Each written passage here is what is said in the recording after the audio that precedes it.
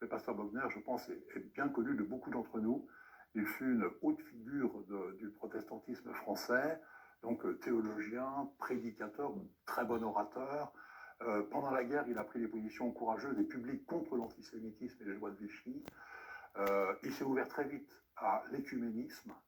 Et puis, il a donc été élu à l'Académie française et pendant des décennies, il a un peu incarné l'Église réformée de France. Donc, une grande figure.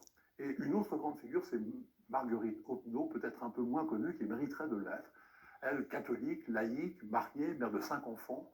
Elle a vécu une grande expérience spirituelle avec son mari d'abord, et puis quand il est décédé, seule.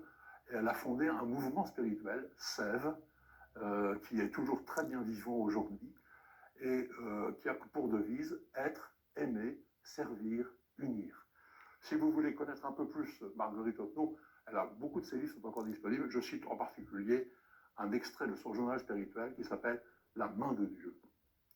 Alors la rencontre entre ces deux personnes s'est produite en 1953 et elle a été, si vous me passez l'expression, un coup de foudre spirituel entre les deux. Et elle a été vécue par l'un et par l'autre comme vraiment providentielle. Je me mets sous le patronage du père Carré, dominicain, prédicateur à Notre-Dame, lui aussi de l'Académie française, vous vous rappelez, et qui était un ami de toute la vie du couple Opnaud. Il écrit ceci. Pendant des années, un pasteur de l'Église réformée de France et une catholique ont longuement correspondu, en toute liberté d'esprit et de cœur. Alors que les relations entre catholiques et protestants étaient encore victimes de préjugés centenaires, le pasteur, Marc Bogner, et Marguerite Opnaud vécurent en profondeur une communion qui, sans estomper les divergences de leurs églises, trouva sa force et sa vérité dans la foi et l'amour de Dieu. Il ne s'agit pas seulement d'un échange d'idées, d'un effort réciproque pour que tombent certaines barrières, mais d'une commune vocation. La rencontre de ces deux êtres, passionnément attachés à réaliser la volonté de Dieu, préfigure comme un signe prophétique l'unité de l'Église indivise pour laquelle le Christ a prié.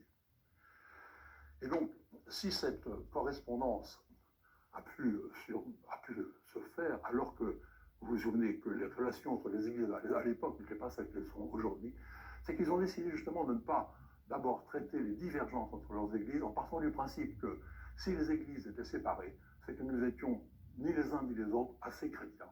Et donc ce fut un échange autour de l'avancée, si possible, de l'expérience spirituelle. Voilà. Et quand on lit ces pages, on est frappé par la hauteur de vue, le respect mutuel, l'amitié profonde, même la communion, et on est à la fois étonné et admiratif. Voilà, je termine par, là encore, une citation du père Carré, qui est